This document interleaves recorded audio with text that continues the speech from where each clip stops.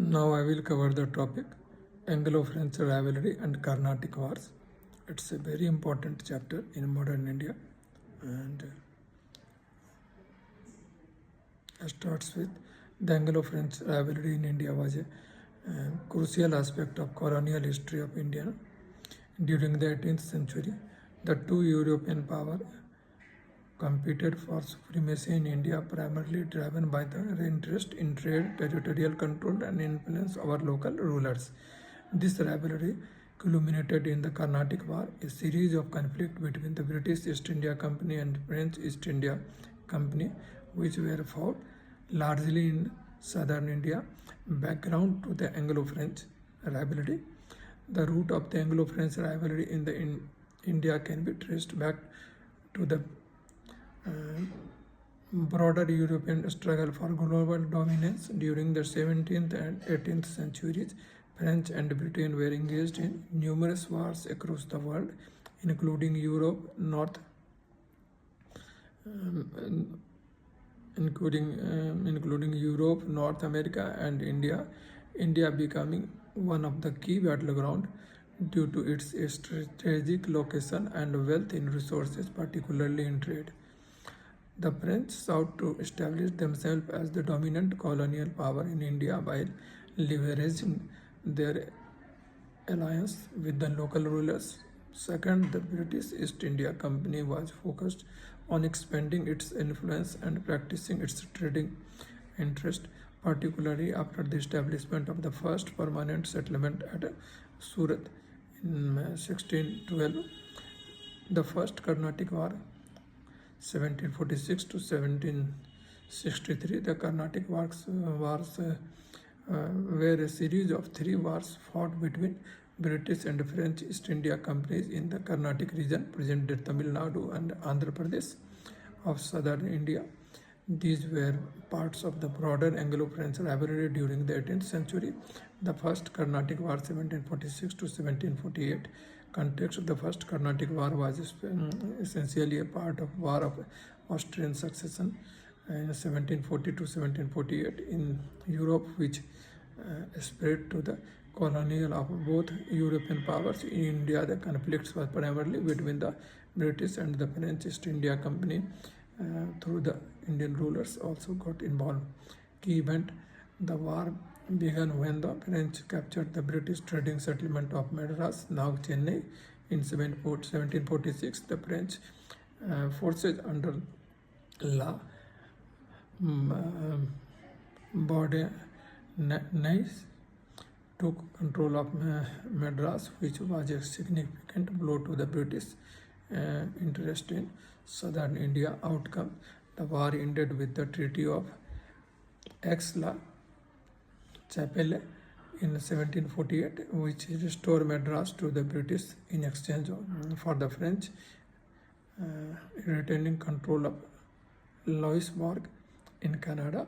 The French suffered a setback but continued to be influential in southern India. The Second Carnatic War 1749 to 1754. Context: this war was primarily a result of the internal struggle between two rival factions in the Nawab of Karnataka's court, particularly the conflict between Chand Sahib and Anwaruddin, the key player. The French supported Chand Sahib while the British supported Muhammad Ali, who was the son of Nawab of Arcot.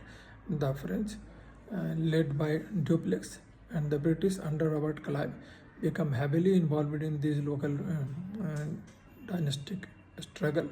Key events: the French and their allies won several battles, but Muhammad Ali, with British support, eventually emerged victorious and became the Nawab of Arcot in 1751. The French commander Dupleix was forced to retreat after suffering from internal and external pressure, but the British East India Company emerged as the dominant power in the region. Outcome: the British of the Pondicherry 1754 ended the war.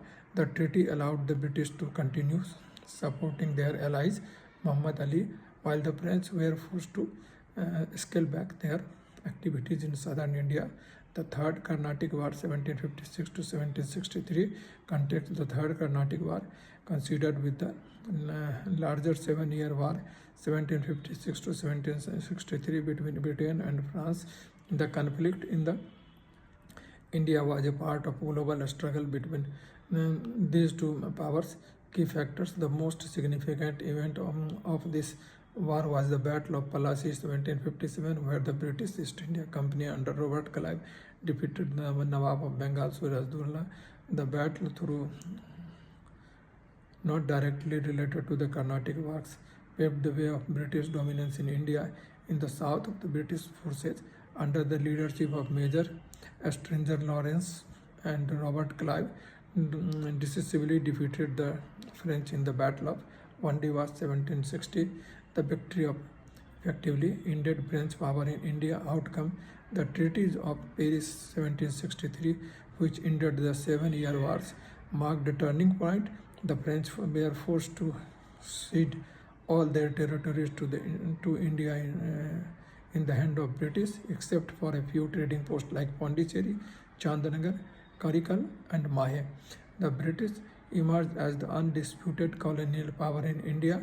Impact of the Carnatic War on India. Decline of French influence. The French were unable to establish a strong foothold in India after the Third Carnatic War. Although there remained a few coastal territories, and their role in the Indian politics and trade became limited, while the British East India Company expanded its influence and control. The British dominance. The outcome of the Carnatic War, particularly the British victories in the Second and Third Carnatic War, helped solidify British dominance in South India and laid the groundwork for their eventual control over the entire subcontinent. Strategic alliances. The British used alliances with the local rulers such as Muhammad Ali in Arcot to strengthen the position, while the French attempted to use their alliance with the local powers like Chand Sahab to challenge British supremacy. Military innovations. The British were able to use superior military tactics and effectively leadership to the defeat the French, particularly during the Battle of Vandivas, which ended French ambitions of controlling the South India. Main important thing is conclusion. The Anglo-French rivalry in India, which culminated in the Carnatic War, was a critical chapter in the history of British colonial expansion. It not only shifted the balance of power in favor of the British, but also helped establishing them as the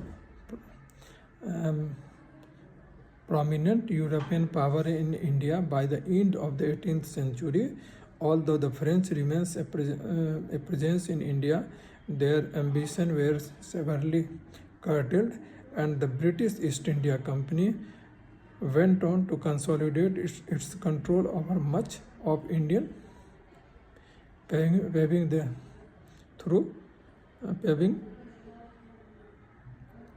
way for the British Raj. This is the third chapter, very important chapter. Go through and see the videos time and again regularly, so that you can note all the important things from it. And the first chapter of modern India ends here, and that is divided in 3. Now we will start the second chapter on a couple of hours. Okay, thank you very much. Please keep watching, keep seeing and keep sharing. Thank you. All the best. Bye.